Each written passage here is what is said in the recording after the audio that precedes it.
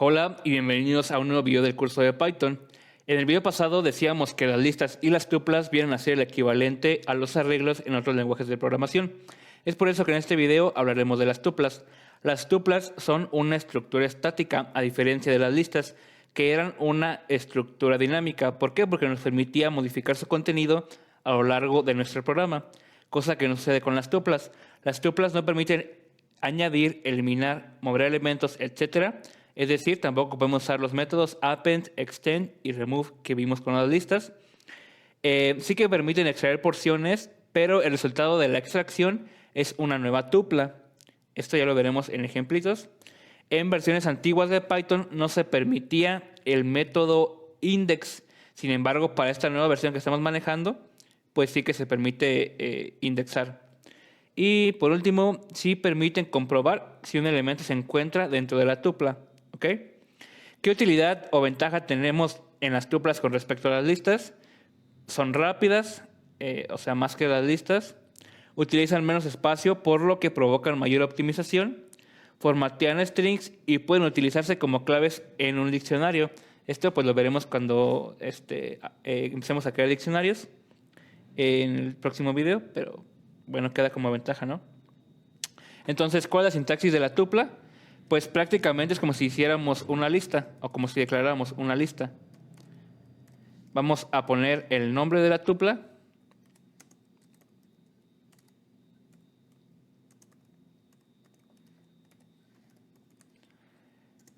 Vamos a ponerle su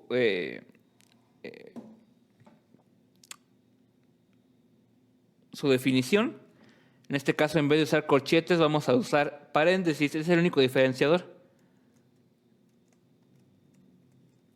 Y dentro ya lo mismo, elemento 1, elemento 2,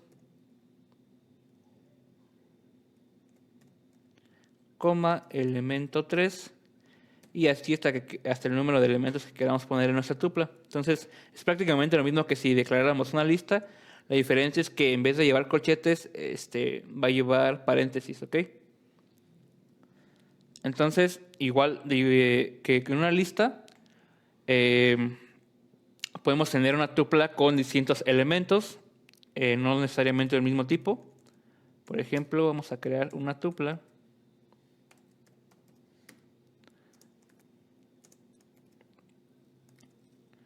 que tenga de diferentes datos, no sé, nombre, bueno, sí, nombre, y 12, 5.2, true. Ok, y de igual manera si le imprimimos,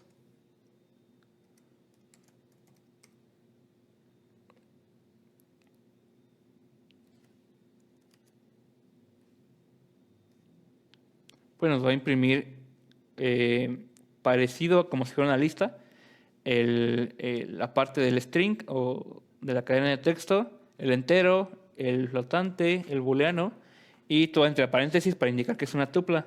¿Ok? De igual manera, si vienen a la ventanita de variables, vemos que hemos declarado una tupla 1, o sea, es del tipo tupla, con 4 elementos, y aquí están los elementos que contienen la tupla, ¿no? Para que nos demos cuenta de que es una lista o que es una tupla. De hecho, si creáramos la misma, pero en vez del tupla pusiéramos lista 1, y exactamente el mismo contenido, pero que sea una lista,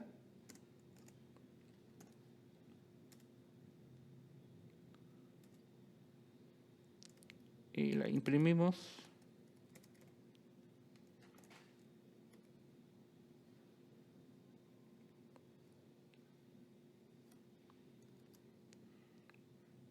pues veremos que es casi lo mismo, ¿no? Y de hecho acá en la ventana de la derecha, pues ahora sí decimos que la lista 1 es de tipo lista, tiene 4 elementos y tiene igual los mismos 4 elementos que la tupla, pero pues esa es la diferencia, ¿no?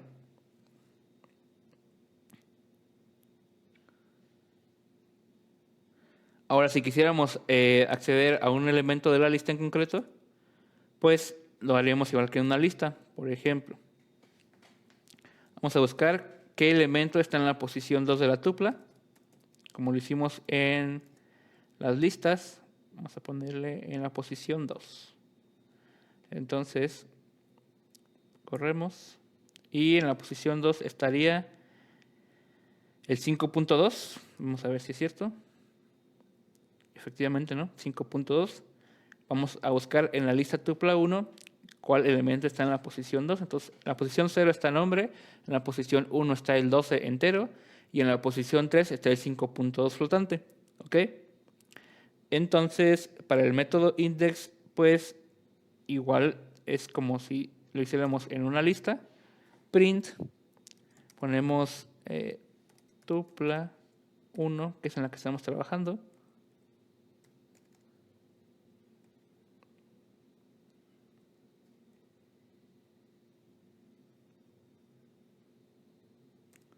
Punto index.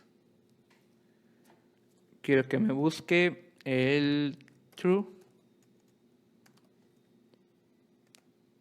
Ok, entonces lo corremos y debería decirme que está en la posición 3. Ajá, y si fijaron, sí, me arroja un 3. Entonces el método index nos serviría para decirnos o para preguntarle al programa en qué posición está un elemento de una tupla o de una lista, ¿ok?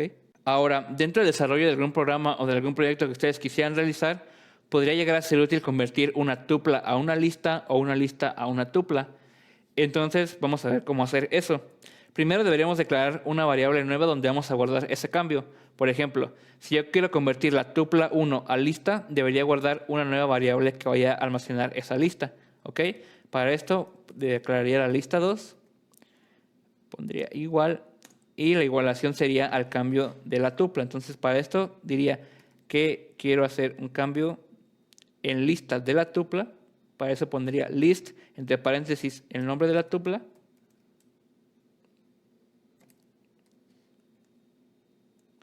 Y si yo quiero imprimir la tupla, no, la lista 2, que es la que en la que almacené el cambio, pues lo hago. Corremos. Y ahora la tupla 1 se convirtió en una lista que se almacena en la variable lista 2. Ajá, por eso la puedo imprimir aquí como una lista. Caso contrario, si yo tuviera la lista 1 y la quiero convertir a tupla, declararía variable tupla 2 y en vez de poner list, pondría tupla. ¿Ok? Entonces sería lista 1, que es la que yo quería convertir. Y si yo pusiera print tuplados, pues me va a imprimir todo el contenido en forma de tupla, ¿ok? Ahora, de igual manera, como lo hacíamos en las listas, podemos saber si un elemento se encuentra dentro de una tupla. Esto, pues, como lo hacíamos con el operador in y con el operador not in. Y se aplica de la misma manera. Podríamos poner print, ponerle nombre. Bueno, hay que aclarar una tupla.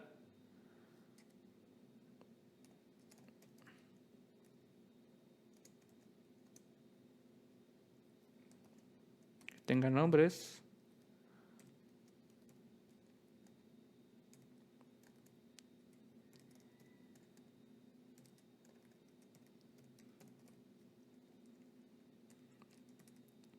Y entonces yo quiero saber si Leo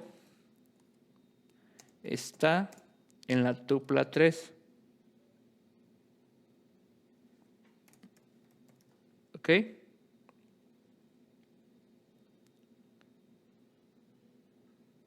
Entonces, a nosotros ejecutar esto, lo que nos debería decir es un true o un false, dependiendo. Ok, aquí me salió un error. Entonces, un true o un false, dependiendo de si encuentra la palabra que nosotros estamos diciendo, en este caso una cadena de texto que es Leo, dentro de la tupla, igual que como lo hacíamos en una lista, ¿ok? Entonces, si se fijan, me arrojó un true, porque efectivamente Leo está en mi lista.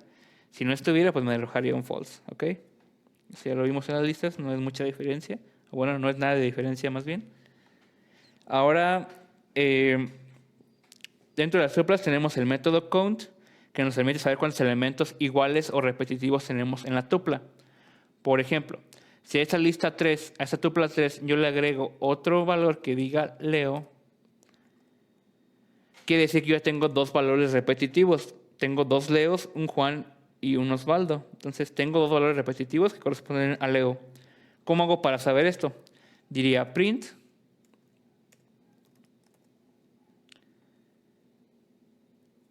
de mi tupla 3. Quiero que me cuentes, count.count, cuántos Leos hay. ¿Ok? Entonces, ¿qué es lo que me debería dar como salida esta instrucción? Pues quiero que vaya a mi tupla 3 y me cuente cuántos elementos de Leo tengo en esa tupla. Entonces, si yo tengo dos elementos de Leo, mi salida de esta instrucción va a ser 2 elementos. ¿Ok? Vamos a comprobarlo. Y efectivamente me da 2, ¿no? Entonces, si yo agrego más, por ejemplo, ahora voy a agregar otros 2 Juanes. Hay 3. Y ahora yo le quiero decir que me busque a Juan ahora. Lo corremos. Y tengo 3 Juanes, ¿no? Entonces, eso también podría llegar a ser útil para saber cuántos elementos hay repetitivos en una tupla, ¿ok? Este sería el método count.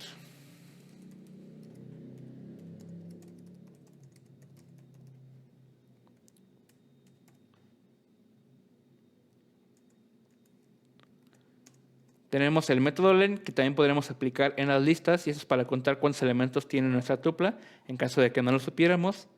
Y para hacer esto, lo que haríamos sería poner un print y decirle que me cuente, la longitud de la tupla que declaramos. En este caso yo quiero saber la longitud de la tupla 3. Entonces corremos y debe decirme que son 6. Porque tengo 6 elementos.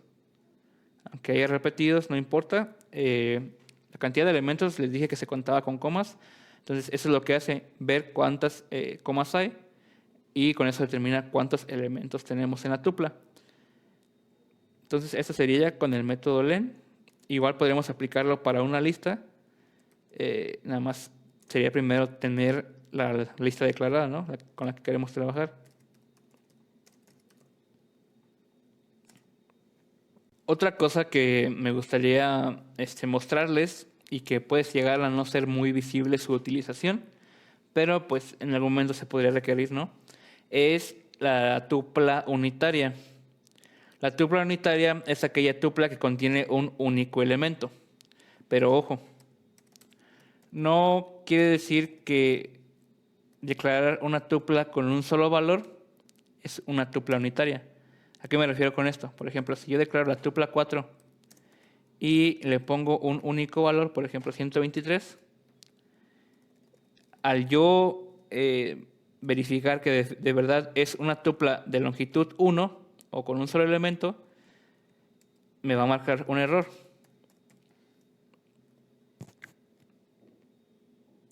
Lo corremos. Efectivamente me sale un error, ¿no? Porque yo les dije que tanto en una lista como en una tupla, para saber cuántos elementos tiene hay que separarlos con comas. Entonces, yo al tener esto no está bien declarado como tal para una tupla. Entonces, lo que debo hacer es ponerle después de, si vamos a tener un solo valor, ponerle después de ese elemento o ese valor una coma. Entonces, ahora, si yo vuelvo a correr este código, me debe decir que la longitud de la tupla es de 1. Entonces, esto sí corresponde a una tupla unitaria, ¿ok? Sería tener un solo elemento, pero con una coma después de ese elemento. Entonces, ya para terminar con esto de las tuplas, lo que les quería mostrar es algo que se conoce como desempaquetamiento de tuplas. Esto nos ayuda para que el contenido de una tupla lo podemos separar en variables independientes. Por ejemplo, si tuviéramos una tupla que sea fecha, donde yo guardo el día en el que me encuentro el día de hoy, sería 8 de febrero y el año pues 2021. Entonces quiere decir que esta sección correspondería, o este elemento correspondería al día en el que me encuentro, este elemento el mes en el que me encuentro y este elemento el año en el que me encuentro, ¿ok? Entonces, si yo quiero separar este contenido de la tupla en 3 variables que sean día, mes y año, lo que haría es lo siguiente. Puedo ponerlas todas juntas. Sería día, mes y año. Lo pondría igual a la tupla. Entonces, aquí lo que se me hace directamente es que a día le asigna el primer elemento de la tupla fecha, a mes le asigna el segundo elemento de la tupla fecha y a año le asigna el tercer elemento de la tupla fecha. ¿Ok?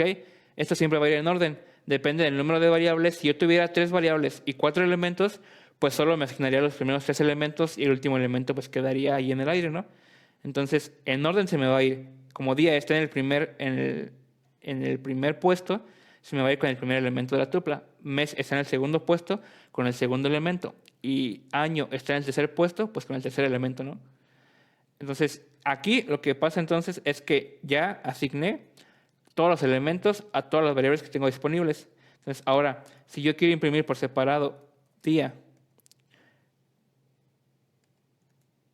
mes y año, pues efectivamente sí me será posible hacerlo, ¿no? Porque yo ya las asigné directamente desde la tupla. Entonces vamos a correrlo para ver que lo que estoy diciendo es correcto.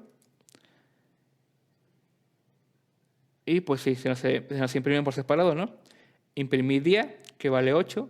Imprimí mes, que vale en cadena de texto febrero.